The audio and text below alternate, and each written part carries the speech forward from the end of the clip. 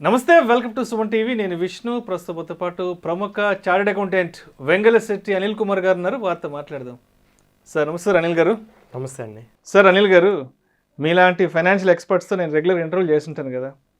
ఎప్పుడైనా ఊరు వెళ్ళినప్పుడో లేదంటే కొంతమంది ఫ్రెండ్స్ కాల్ చేసి అడుగుతుంటారు, విష్ణు ఇల్లు అక్కడ కొందాం అనుకుంటున్నాము, చేతిలో డబ్బులు ఉన్నాయి, సో ఉన్న డబ్బు తీసుకెళ్ళి ఇల్లు కొనమంటావా, లేదంటే ఏదైనా లోన్ అమౌంట్ తీసుకొని ఇల్లు కొనమంటావని చాలామంది అడుగుతుంటారు. సో అంటే దానికి సొల్యూషన్ చెప్పడానికి I'm not the right person. ఎందుకంటే ఏదైనా సరే ఒక ఫైనాన్షియల్ అడ్వైజర్ ద్వారా వెళ్తేనే ఏదైనా ఒక రైట్ పర్స్పెక్టివ్లో ఒక రైట్ వేలో ఉంటుంది. కాబట్టి మరి నా ఫ్రెండ్స్ అడుగుతున్న ఈ డౌట్కి అనిల్ గారు ఎలాంటి సొల్యూషన్ చెప్తారు? ఇల్లు కొనాలి అంటే ఈఎంఐ ద్వారా పోవాలా, లేదంటే చేతిలో ఉన్న క్యాష్తో కొని పడేయాలా? తాకట్టులో ఉన్న బంగారాన్ని విడిపించి ఆ రోజు ఆన్లైన్ రేటుకే మేము కొంటాం. Sharma gold company. సో ఒక లైఫ్, ఒక మ్యాన్ కైండ్, ఒక యాన్యువల్ ఇన్కమ్ ఎర్న్ చేస్తున్న పర్సన్, ఒక సాలరీడ్ పర్సన్ కానీ ఎవరైనా కానీ హౌస్ పర్చేజ్ అనేది చాలా పెద్ద డెసిషన్ అండి. సో మన లైఫ్లో ఒక సొంత ఇల్లు, సొంత ఇంటి కళ అంటారు. సో ఇప్పుడు ఒక డ్రీమ్, లైఫ్ టైం డ్రీమ్ అనేది అచీవ్మెంట్ ఇల్లు, సొంత ఇల్లు అంటే. ఇలాంటి సందర్భంలో మనం చాలా కాషియస్గా ఉండి మనం డెసిషన్ అనేది తీసుకోవాలి. మన సొసైటీలో ఏంటంటే చాలామంది సొంత ఇల్లు ఉందా లేదా అనేది అడుగుతూ ఉంటారు. ఏదైనా పెళ్లి చేసుకోవాలంటే అబ్బాయికి సొంత ఇల్లు ఉందా లేదా, పెళ్లి సంబంధం రాగానే ఫస్ట్ అవును ఇల్లు ఉన్నాయా, ఆస్తిపాస్తులు ఉన్నాయా? సరే లేవు అనుకుందాం.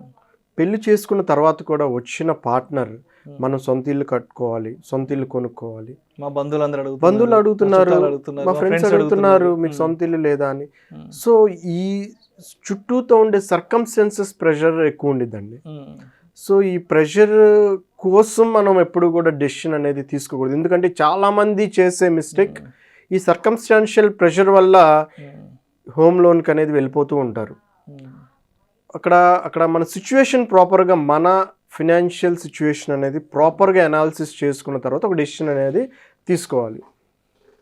ఎగ్జాంపుల్కి మనం హోమ్ లోన్ తీసుకుందాం అనుకుందాం. మనకు ఒక మంత్లీ ఒక 1 lakh రూపీస్ వస్తున్నాయి. మనం హోమ్ లోన్ తీసుకున్నాము అంటే జనరల్గా బ్యాంక్ వాళ్ళు చూసేది ఏంటంటే మన ఐటీ రిటర్న్ ఫైలింగ్స్, మన క్రెడిట్ వర్తీనెస్ కానీ, మన రీపేమెంట్ క్యాపబిలిటీ కానీ, ఇవన్నీ డిఫరెంట్. క్రెడిట్ వర్తీనెస్ అనేది సిబిల్ స్కోర్ ద్వారా చూస్తారు. రీపేమెంట్ క్యాపబిలిటీ అనేది మన ఐటీ రిటర్న్స్ ఫైల్ చేసి ప్రతి దగ్గర మనం ఏ విషయం చేసుకోవాలన్నా కానీ ఈ రోజుల్లో ఎక్కడికి వెళ్ళిన ఐటీ రిటర్న్స్ అనేవి మనకి కామన్గా అడిగే డాక్యుమెంట్స్ అండి. సో నేను ఎన్నో సందర్భాల్లో చెప్తూ ఉంటాను, మనకి ఐటీ రిటర్న్స్ ట్యాక్స్ లేదు కదా అని చెప్పి ఐటీ రిటర్న్స్ ఫైల్ చేయటం మానొద్దు. మీకు ఏదో ఒక సందర్భంలో ఏదో ఒక సిచ్యువేషన్లో ఐటీ రిటర్న్స్ అనేవి కంపల్సరీగా యూటిలైజ్ అవుతూ ఉంటాయి. So coming to the point, మనం ఈ హౌస్ లోన్ తీసుకోవాలా లేదా అనే డెసిషన్ అనాలిసిస్ పాయింట్స్లో మనం ఒక బ్యాంకుకి వెళ్ళామనుకోండి, వాళ్ళు ఐటీ రిటర్న్స్ తీసుకుంటారు. పాస్ట్ 3 years దాని యావరేజ్ తీసుకుంటారు. దాంట్లోంచి ఎంతో పర్సంటేజ్ 50% ఎంతో వీళ్ళకి రీపేమెంట్ క్యాపబిలిటీ ఉండిద్దని చూసుకుంటారు. సో దాని మీద కొంత యాడ్ చేసుకొని సంథింగ్ ఒక మన ప్రాపర్టీ మీద 80% వరకు మ్యాక్సిమం లోన్ అనేది ఇస్తారు. సో ఫస్ట్ మనం లోన్ తీసుకునే ముందు ఆ 20% ఏదైతే డౌన్ పేమెంట్ ఉందో మన దగ్గర ఉందా లేదా అనేది మనం వెరిఫై చేసుకోవాలి. ఎగ్జాంపుల్కి ఒక 50 lakhs అనేది ఈ రోజుల్లో కామన్గా ఒక ఫ్లాట్ కావాలి అంటే 50 lakhs అనేది సర్వసాధారణం అయిపోయింది. ఏ ఏరియాలో తీసుకున్నా, ఎక్కడ తీసుకున్నా బియాండ్ ద 50 lakhs ఉంటుంది. కానీ 50 lakhs ఎగ్జాంపుల్కి మనం ఇప్పుడు తీసుకుందాం, 50 lakhs ఫ్లాట్ అనుకుందాం. 50 lakhs ఫ్లాట్ కొనాలనుకున్నప్పుడు వాళ్ళు 80% అంటే 40 lakhs వరకే లోన్ ఇవ్వగలుగుతారు. మనం చూసుకోవాల్సింది మన సేవింగ్స్లో అట్లీస్ట్ 10 lakhs ఉన్నాయా లేదా అనేది ఫస్ట్ వెరిఫై చేసుకోవాలి. సో ఫైన్, మన దగ్గర సేవింగ్స్ ఉన్నాయి, ఒక 10 lakhs వెనకేసం ఇల్లు కొనుక్కోవాలనుకున్నాం.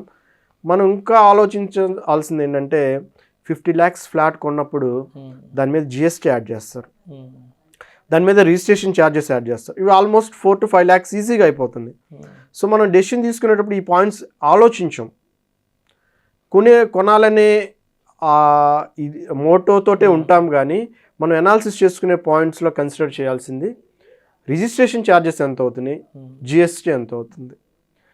తర్వాత ఇంకొక పాయింట్, మనం ఇల్లు కొనగానే మళ్ళీ ఇంటీరియర్స్ చేయించాలి. ఆల్మోస్ట్ ఆ ఇంటీరియర్స్కే 5 to 10 lakhs ఈజీగా అయిపోతుంది ఈ రోజుల్లో. కిచెన్ అని, షెల్ఫ్ చాలా వచ్చేసాయి, ఈ ఫర్నిచర్ అని, సోఫాలని, టీవీలని, ఇవన్నీ వచ్చేసరికి మళ్ళీ ఇంటీరియర్స్కి అట్లీస్ట్ 5 to 6 lakhs అనేది చిన్న అమౌంట్. 10 lakhs అనేది కామన్ అమౌంట్. ఈ రిజిస్ట్రేషన్ ఛార్జెస్, జిఎస్టీ, ఇంటీరియర్స్, దానికి కావాల్సిన ఫర్నిచర్, దీనికి కావాల్సిన అమౌంట్ మన దగ్గర ఉన్నాయో లేదో వెరిఫై చేసుకోవాలి ఫస్ట్. సో ఇవన్నీ మన బై హ్యాండ్ క్యాష్ ఉండాలి. లేదు ఇవి లేవు, మళ్ళీ దీనికోసం ఎక్కువ మంది ఏం చేస్తున్నారు, పర్సనల్ లోన్ తీసుకుందాం, ఆ పర్సనల్ లోన్ తోటి డౌన్ పేమెంట్ కడదాం, తర్వాత హోమ్ లోన్ తీసుకుందాం, దాంతో హౌస్ తీసుకుందాం, తర్వాత ఎవరి దగ్గర ఒక 2 rupees వడ్డీకి తెచ్చుకుందాం డబ్బులు, కావాలంటే ఇంటీరియర్స్ చేసుకుందాం. ఇలాంటి పెద్ద మిస్టేక్ అండి అలా చేయటం. ఏదో విధంగా రొటేషన్ చేయొచ్చు అనుకుంటారు, కానీ ఇలా చేయటం అనేది చాలా చాలా చాలా పెద్ద మిస్టేక్. ఇంకొకటి మనం కన్సిడర్ చేయాల్సిన పాయింట్స్ ఏంటంటే, హోమ్ లోన్ తీసుకుంటే ఇది 2 years 5 years ఉండదు, ఆల్మోస్ట్ 20 years to 30 years అనేది. మనం ఈ సర్కిల్లో వన్స్ ఎంటర్ అయ్యాము అంటే మన మైండ్ ఎప్పుడు కూడా ఇంకా వేరే దాని గురించి ఆలోచించలేదు. ఇప్పుడు మనం ఏదైనా రిస్క్ తీసుకుందామో అనుకుంటే, లేదు జాబ్ మానేద్దామో అనుకుంటే, మనకు కనిపించేది ప్రతిసారి హోమ్ లోనే. అమ్మో నెలకి 20,000 ఈఎంఐ కట్టాలి పరిస్థితి. మినిమం 20,000 to 30,000 ఈజీగా హోమ్ లోన్ ఈఎంఐ ఉండేది. అది కాకుండా మనం కన్సిడర్ చేయాల్సిన పాయింట్స్లో, సరే ఈఎంఐ పోతే నాకు ఇంకొక 20,000 నాకు రెంట్ మిగులుతుంది అనేది కొంతమంది అనుకుంటూ ఉంటారు. సో రెంట్ ఎలాగో 20,000 కడుతున్నాను, ఆ 20,000 కట్టేదేదో ఇక్కడ కట్టుకోవచ్చు, ఇల్లు మన సొంతం అవుతుంది కదా కొంత పీరియడ్ అయిన తర్వాత అనే మైండ్ సెట్ ఎక్కువ మంది ఆలోచిస్తారు. సో ఎలాగో బయట ఎట్లాగో రెంట్ కట్టాలి, ఇంకా 5,000 10,000 మనం ఎక్స్ట్రా కట్టుకుంటే మన సొంత ఇంట్లో మనం ఉండొచ్చు, ఎవర్స్తో ప్రాబ్లం ఉండదు, ఓనర్స్తో అసలే ప్రాబ్లం ఉండదు, మనమే ఓనర్ అవ్వచ్చు అనుకుంటూ. ఇది మంచి విషయమే. కానీ మన కమిట్మెంట్స్ కూడా మనం మళ్ళీ ముందుగా అనాలిసిస్ చేసుకునే టైంలో ఇందాక చెప్పిన పాయింట్స్తో పాటు హెల్త్ రిలేటెడ్గా కమిట్మెంట్స్, పేరెంట్స్ రిలేటెడ్గా కమిట్మెంట్స్, వాళ్ళ మెయింటెనెన్స్, పిల్లల చదువు, పిల్లల రిలేటెడ్గా మనకి ఏం కమిట్మెంట్స్ రావచ్చు. సో మనకున్న పరిధి 1 lakh.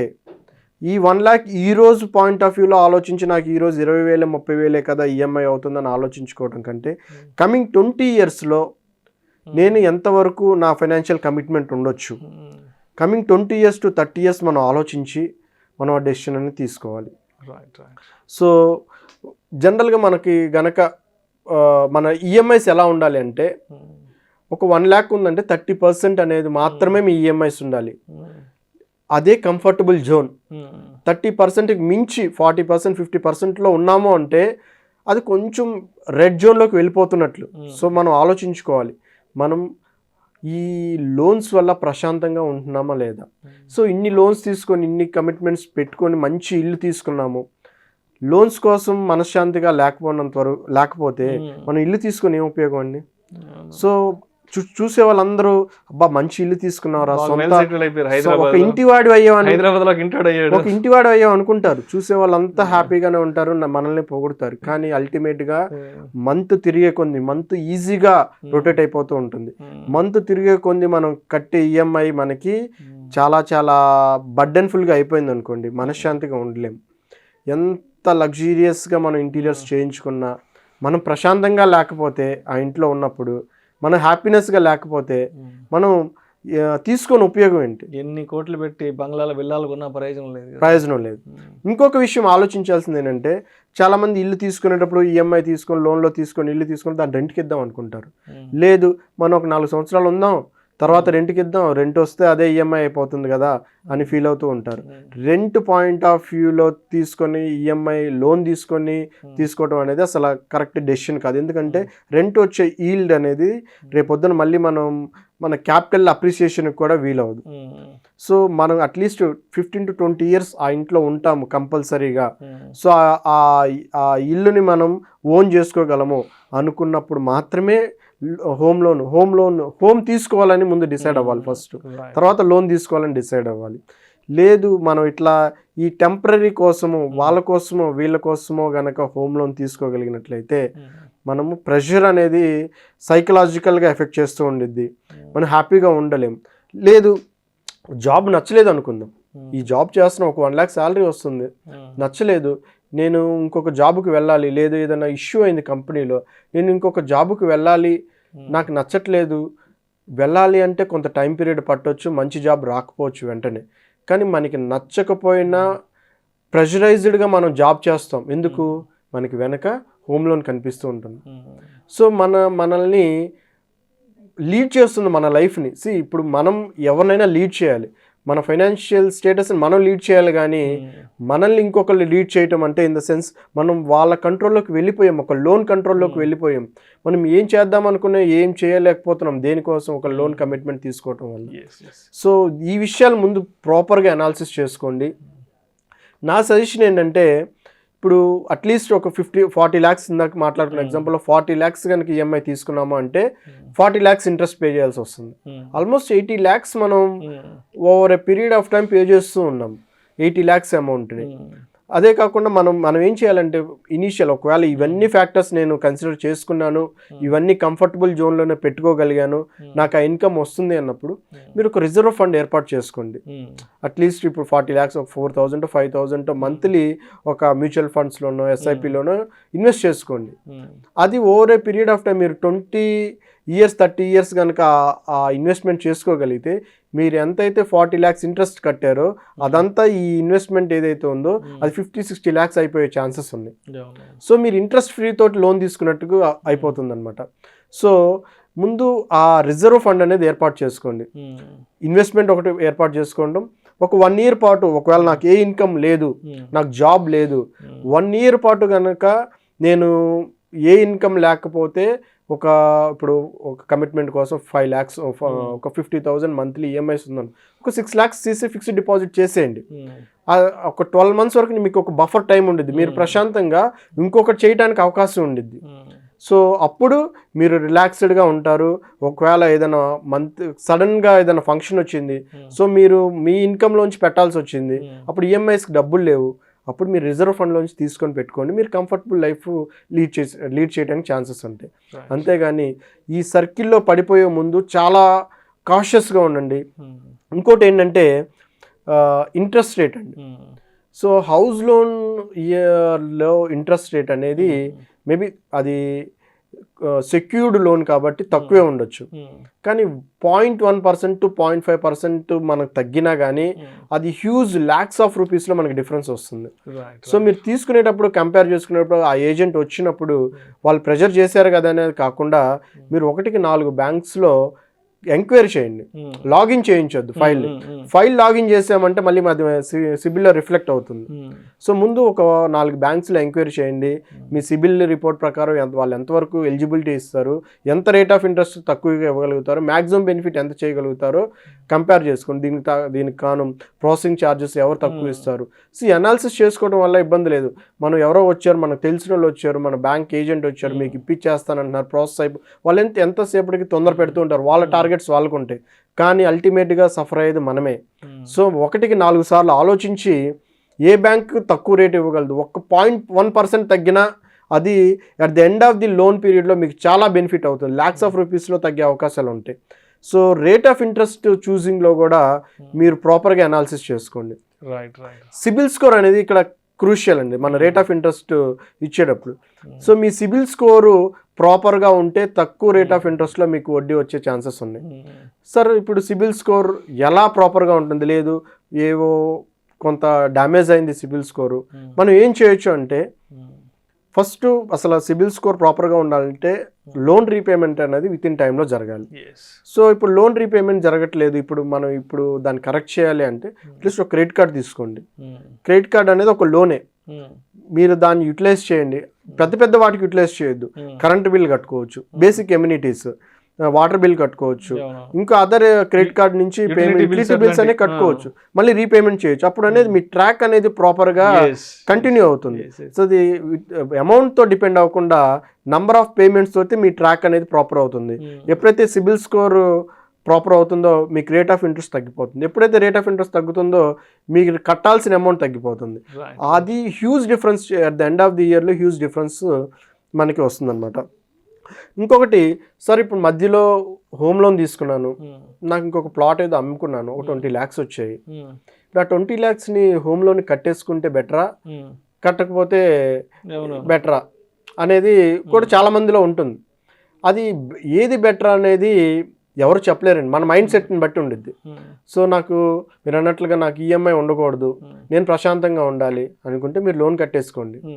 లేదు ఈ 20 lakhsని ఇంకొక మంచి బిజినెస్లో ఇన్వెస్ట్ చేయటమో, లేదు ఇంకొక డిపాజిట్ చేసుకోవటమో, ఈ రేట్ ఆఫ్ వచ్చేదానికంటే కొంత ఎక్కువ rate of interest mutual funds invest చేసుకోవటమో, ఇట్లాంటివి నాకు చేయగలను, ఇట్లాంటి వల్ల నాకు ఎక్కువ ఇన్కమ్ వస్తుంది అనుకున్నారు అనుకోండి, అది బెటర్. ఎందుకంటే ఈ 20 lakhs ఈరోజు లోన్ కట్టడం వల్ల వచ్చే బెనిఫిట్ కంటే మీరు ఆ 20 lakhs ఇంకొక ఏదైనా బిజినెస్ ఇన్వెస్ట్ చేయడం వల్ల వచ్చే బెనిఫిట్ చాలా ఎక్కువ, ప్రాపర్గా హ్యాండిల్ చేసుకోగలిగినట్లయితే. లేదండి నేను ఆ రిస్క్ ఏం తీసుకోను, నేను ప్రశాంతంగా ఉండాలి, మంత్లీ నాకు ఈఎంఐస్ కట్టాల్సిన అవసరం లేదు, కట్టేసుకోండి ఈఎంఐ అది అమౌంట్ వచ్చిన అమౌంట్ కట్టేసుకొని మీరు ప్రశాంతంగా ఉండండి. So depends upon the mind set. So నేను చెప్పేది ఏంటంటే హోమ్ లోన్ తీసుకునేటప్పుడు అదొక పెద్ద డెసిషన్.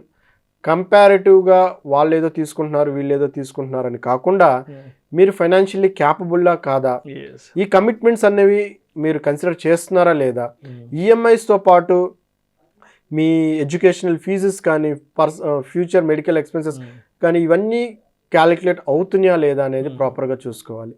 ఇంకోటి ఫైనాన్షియల్ ప్లానింగ్లో ఇంపార్టెంట్ ఏంటంటే ఎప్పుడైతే మనం లోన్స్కి సైకిల్లో ఉన్నామో కంపల్సరీగా హెల్త్ ఇన్సూరెన్స్ తీసుకోవడం అనేది చాలా ఇంపార్టెంట్. ఏ పీరియడ్లో ఎంత డ్యామేజ్ అవుతుంది అనేది ఎవరూ చెప్పలేరు. లైఫ్ ఇన్సూరెన్స్ ఒకటి, టర్మ్ ఇన్సూరెన్స్ ఒకటి మీరు ప్రాపర్గా ఇయర్లీ ఒకటి తీసుకోగలిగినట్లయితే మీకు మిగిలే ఈ లోన్స్ పోగా మిగిలే సేవింగ్స్ చాలా తక్కువ అమౌంట్స్ ఉంటాయి. సో అప్పుడు మీరు కనుక ఏదైనా డ్యామేజ్ జరిగిన, యాక్సిడెంట్స్ జరిగినా కానీ మీకు ఈ లైఫ్ ఇన్సూరెన్స్ అనేది చాలా యూజ్ అవుతుంది. ఇన్కమ్ ట్యాక్స్ పాయింట్ ఆఫ్ వ్యూలో హోమ్ లోన్ తీసుకుంటే వాళ్ళ బెనిఫిట్ ఏంటంటే మీరు ప్రిన్సిపల్ అమౌంట్ని క్లెయిమ్ చేసుకోవచ్చు 80C కింద, ఇంట్రెస్ట్ అమౌంట్ని క్లెయిమ్ చేసుకోవచ్చు 24B కింద, అదొక 2 lakhs, ఇదొక 1.5 lakhs. సో టోటల్ 3.5 lakhs అనేది ఇన్కమ్ ట్యాక్స్ డిడక్షన్స్లో క్లెయిమ్ చేసుకోవచ్చు, మీరు ట్యాక్స్ బర్డెన్ నుంచి తగ్గించుకోవచ్చు. సో ఈ బెనిఫిట్స్ అనేవి ఉన్నాయి. కాకపోతే నేను చెప్పిన ఫ్యాక్టర్స్ మీరు ప్రాపర్గా అనాలిసిస్ చేసుకొని, రెంటెడ్ హౌస్లో ఉంటుంది తప్పేమైనా ఉందా, రెంట్ హౌస్లో ఉంటుంది తప్పేం కాదండి, అదేమి తక్కువ కాదు. కానీ వచ్చిన జనాలు పొడుచుకు తింటుంటారు. ఈ ఊర్ల నుంచి జనాలు వస్తారు, ఇంటికి బంధువులు వస్తారా, ఏదో పొరపాటున లంచ్కి ఇన్వైట్ చేస్తాం, కర్మగాలి ఆ రోజు వచ్చిన వాళ్ళు ఇంటికి వచ్చిన కాడ నుంచి పొడుచుకు తింటూ ఉంటారు. వాళ్ళు ఇల్లు కొన్నారు, వీళ్ళు ఇల్లు కొన్నారు, ఏమో 1 కోటి రూపాయలు పెట్టి మీరు కొనొచ్చు కదా, 2 కోట్లు పెట్టి మీరు కొనొచ్చు కదా అని వచ్చిన కాడి నుంచి పొరపాటున ఒక వారం ఇంటికి పిలిచామంటే ఈ ఇల్లు కొనుక్కోవచ్చు కదా, లేదంటే మీరు నెలకు ఒక 20,000 రెంట్ కట్టుకుంటున్నారు కదా, మీరున్న ఫ్లాట్నే మీరు కొనుక్కోవచ్చు కదా అని చెప్పి ఇంటికి వచ్చి దిక్కుమాలిన ఉచిత సలహాలు ఇచ్చిపోతుంటారు జనాలు. మీరు అన్నది చాలా మందికి జరిగే విషయమే. కానీ ఎవరైనా కానీ మీరు ఈఎంఐ కట్టకపోతే నేను కడతాను ఈఎంఐ అని అంటారా? ఎవరు అనరు. సో మీరు రెంటెడ్ హౌస్లో ఉండటం తప్పేం కాదు. మీరు చాలా చూసుంటారు బ్యాంక్ ఆక్షన్స్లో హౌస్కి ఆక్షన్స్లో వస్తూ ఉంటాయి. ఎందుకు వస్తున్నాయి? ప్రాపర్ ప్లానింగ్ లేకుండా హోమ్ లోన్కి వెళ్ళిపోతూ ఉంటారు, హోమ్ తీసేసుకుంటూ ఉంటారు, లగ్జరీ ఇంటీరియర్స్ తీసేసుకుంటూ ఉంటారు. కొంత పీరియడ్ తర్వాత స్ట్రగుల్ అయ్యే ఛాన్సెస్ చాలా ఎక్కువ ఉన్నాయి. ఇనీషియల్ పీరియడ్లో తీసుకున్నాం కదా అని చెప్పేసి ఏదో ఒక అదొకటి అక్కడొకటి ఇక్కడొకటి తీసుకొచ్చి కడుతూనే ఉంటాం. కానీ మనం ప్రాపర్ ప్లానింగ్ లేకుండా చేసుకోగలిగితే జీవితం బొగ్గైపోద్ది. ఆక్షన్లోకి వెళ్ళిపోయిన తర్వాత మనకు హోమ్ అనేది ఒక ఎమోషనల్ అటాచ్మెంట్ అండి. మనం అన్ని రోజులు అందుట్లో ఉండి ఒక ఎమోషన్ బిల్డ్ అయిన తర్వాత ఆక్షన్లోకి వచ్చి నలుగురు వచ్చి మీది ఆక్షన్లో వెళ్ళిపోతుంది కదా, దానికి ఒక ఎవరో వచ్చి తాళం వేయటం. సో ఎంత ఎమోషనల్గా మనం స్ట్రగుల్ అవుతామో చూడండి. సోషల్ స్టేటస్ మనం డ్యామేజ్ అవుతుంది కదా, చుట్టుపక్కల చెప్పుకుంటారు. అంటే ఇప్పుడు ఏ జనాలు అయితే ఇంటికి వచ్చి కాఫీ తాగుతూ మీరు కట్టుకునే ఈ 20,000 రెంట్ ఏదైతే ఉందో ఈ ఫ్లాట్ని మీరు కొనుక్కొని మీరు సొంతం చేసుకోవచ్చు అని చెప్పిన ఈ జనాలే రేపు ఏదైనా అయితే అదే జనాలు మన ఊరు వెళ్ళి మన పరువు తీసేస్తారు. ఎగ్జాక్ట్లీ. సో మనం మన కమిట్మెంట్స్ని చూసుకొని రెంటెడ్ హౌస్లో ఉంటాం తప్పేమైనా ఉంది. ఇప్పుడు నచ్చలేదు ఇంకో దానికి వెళ్తాం. ఇప్పుడు ఓన్ హౌస్ ఉంది, ఓన్ హౌస్లో చాలా మంది చేసే ప్రాబ్లం ఇదేంటంటే కమ్యూనిటీస్కి వెళ్తాం, కమ్యూనిటీలో ఒకటి తీసుకుంటాం. సో చుట్టుపక్కల వాళ్ళు ఎలా ఉంటారో మనకు తెలియదు, వాళ్ళ మైండ్ సెట్ ఏంటో మనకు తెలియదు. సో రేపొద్దున ఓన్ హౌస్ తీసుకున్న తర్వాత వాళ్ళు బాగాలేదనుకోండి, పక్కన వాళ్ళతో గొడవలు అవుతూ ఉన్నాయి అనుకోండి, ఎగ్జాంపుల్కి జరుగుతాయని నేను చెప్పలేము. కానీ మనం చచ్చినట్టు మనం ఆల్రెడీ ఇల్లు తీసుకున్నాం కాబట్టి మనం కంపల్సరీగా అక్కడే భరించాల్సింది. సో కానీ ఇదే రెంటెడ్ హౌస్ అనుకోండి, మీకు నచ్చిన చోట ఉండి ఈ మంత్ ఇక్కడ ఉండండి, మీకు రెంట్ ఎక్కువలో వచ్చింది, ఇంకో మంచి ఫ్లాట్ వచ్చింది, అక్కడ ఉండొచ్చు. కానీ ఈ కమిట్మెంట్ అనేది మనకు ఉండదు. మంత్లీ కమిట్మెంట్ లేదు, మీకు నచ్చలేదు ఊరెళ్ళి ఉండొచ్చు, అంతేకాని ఎప్పుడైతే హోమ్ లోన్లో కరెక్ట్, అవును. ఆ సర్కిల్లో ఉండిపోయామో ఆ ప్రెషర్ అనేది చాలా, ఇప్పుడు మానసిక ప్రశాంతత లేకుండా మనం తీసుకొని ప్రశాంతంగా నిద్రపోలేకపోతున్నాం అంటే ఎందుకు ఉండి ఉపయోగం ఏంటి మన సొంత ఇల్లు అనేది? ఇప్పుడు ఇందాక మీరు చెప్పారు ఒక రెంటింట్లో ఉన్నాము, సరే హైదరాబాద్ సిటీలో నచ్చలేదు, హ్యాపీగా ఊరు వెళ్ళిపోయి పేరెంట్స్తో ఉండొచ్చు, లేదంటే ఆ ఉన్న ఆ అపార్ట్మెంట్లో కంఫర్టబుల్ లేదు, వేరే దగ్గరికి వెళ్ళిపోవచ్చు. సో ఇక్కడ మన జుట్టు అనేది ఎవరి చేతిలో లేదు. అవును, అంటే ఇక్కడ అంటే మన కమాండ్ కంట్రోల్ అనేది ఏ బ్యాంకర్ చేతిలో ఇంకొకరి చేతిలో లేదు, కంప్లీట్ మన చేతిలోనే ఉంది. ఎగ్జాక్ట్లీ. బట్ ఒక ఈఎంఐ పెట్టి ఒక 70 లక్షలు 80 లక్షలు 1 కోటి రూపాయలు పెట్టి లోన్ తీసుకుని ఇల్లు కడితే మనం చచ్చేదాకా, అంటే శ్మశానంలో మన కట్టె కాలేదాకా మన మీద కంట్రోలింగ్ అండ్ మానిటరింగ్ బ్యాంక్ వాళ్ళకి ఉంటుంది. ఎగ్జాక్ట్లీ. సో చాలా మంది ఏంటంటే ఇది చిన్నదే కదా అనుకుంటూ ఉంటారు, కానీ ఓవర్ పీరియడ్ 30 years ఒక లోన్ కడుతున్నాము అంటే ఎంత శాలరీ వచ్చినా కానీ మనం ఒక కమిట్మెంట్ మైండ్ అలాగా ఆలోచిస్తూ ఉండిద్ది. సో ఈఎంఐ కట్టాలి, హోమ్ లోన్ ఉంది, హోమ్ లోన్ ఉంది, హోమ్ లోన్ ఉంది. ఇప్పుడు 30 ఏళ్ల వయసులో ఆ ఎక్స్పెరిమెంట్ చేస్తే 60 ఏళ్ళ వరకు కడుతూనే ఉండాలి కదా. ఒకవేళ మధ్యలో ఏదైనా చచ్చిపోతే, ఏ గుండెపోవటం ఇంకేదైనా దిక్కుమాల రోగం వచ్చిపోతే పరిస్థితి ఏంటి? అది అప్పుడు బ్యాంక్ వాళ్ళు ఏం చేస్తారంటే ఇన్సూరెన్స్ చేస్తారు, ప్రాపర్టీ ఇన్సూరెన్స్ ఉంది. సో అప్పుడు ప్రాబ్లం లేదులేండి. కాకపోతే మనం బ్రతికినంత కాలం ప్రశాంతంగా ఉండాలి కదా.